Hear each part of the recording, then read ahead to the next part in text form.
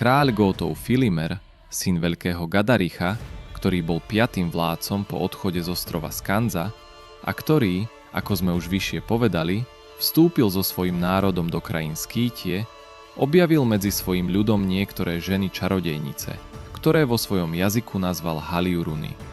Keď ich považoval za podozrivé, vyhnal ich ďaleko od svojho ľudu a prinútil ich blúdiť po pustatinách, oddelené od vojska. Tam ich nečisté duchy, blúdiace pustatinou, uvideli a spojili sa s nimi.